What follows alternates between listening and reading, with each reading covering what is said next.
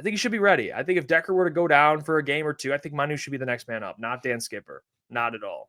I don't care what the Lions will do. I'm just telling you. In my opinion, he should be ready at this point. So Hank Fraley's I hope you're right. I really do hope you're right. I'm interested to see how. I think it just depends on training camp.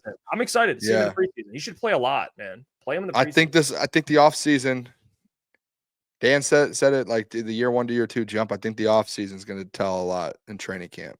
That was like with Colby last year. Like if Colby came into year 2, big offseason, and he really didn't give himself a chance. But like Gio played with he practiced with Taylor all offseason, so he got those reps in, and then he was working out with him. Yeah, it just takes it in. I get the British Columbia stuff. I do. Klotz, I understand that. He didn't play at LSU or Alabama. But I think after about a year, like I don't think Miles Frazier, if I'm being honest, I don't think Miles Frazier has to wait a year. I think he's ready. He played like I get that. I understand the difference. Like Giovanni might have to wait a year. But after a year, I mean, you would think the size and skill. You would think, like, like what I mean, he's physically ready. It's like more of a mental, maybe some. It's like little things, like how fluid he is. Like little things, just like things Hank Fraley can teach him a little bit. But if he's not ready this year, boys, I don't know how much longer I can do this. I just can't. think if you're the Detroit Lions and you want to be taken seriously and take yourself seriously as a Super Bowl contender, you go into next year's draft and you draft an offensive tackle on day 1 or day 2. Yeah, I mean, and you let that guy sit behind Taylor Decker for a year, because again, I understand Mailata's out there, but you're asking somebody to make the NFL, you have to be the 1% of the 1%. And you look at Giovanni Manu and what his upbringing is as far as the NFL talent, it's the 1% of the 1% of how unlikely it is to pan out. And I just think if you're talking about the left tackle spot, or if you move Panay to left tackle and the right tackle spot where Panay has been for his whole career with the Detroit Lions, that's a huge role to step into. Are you taking Giovanni Manu? Are you more confident in Giovanni Manu after 2 years, or taking a guy out of the Big Ten who's been starting for the last 2 years, or the SEC?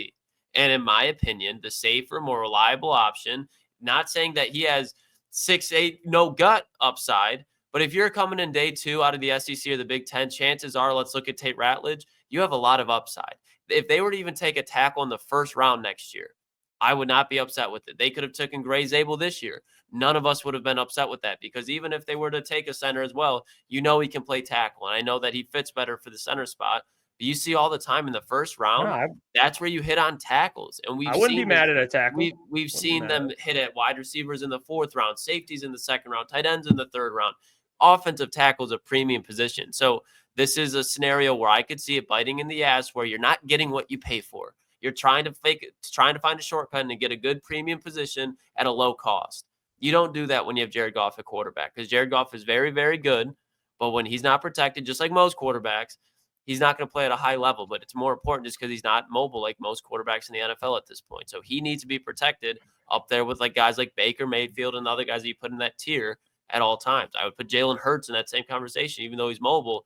For his arm to be developed and for him to get in rhythm, he's got to be protected. Yeah, I will say though, like with that, is I think the positive of all of it, it's like you don't need a tackle this year. You have Taylor and you have Panay, so like you're fine. I think after the end of this season, Jeff, I think they're going to have a good idea of what Giovanni Manu can be, and if he doesn't show, it's the same thing with Colby. Like Jeff, if I'm you, like you did it to me last year.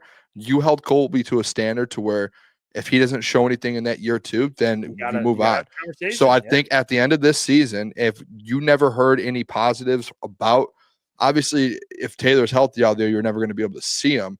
But if Gio if you're not hearing anything in training camp, he's not showing progression, and in the preseason games, there's not progression, then okay, we can start having that conversation next draft class in the 1st or 2nd round. You go get yourself a tackle, right? Like you get a tackle, you figure it out.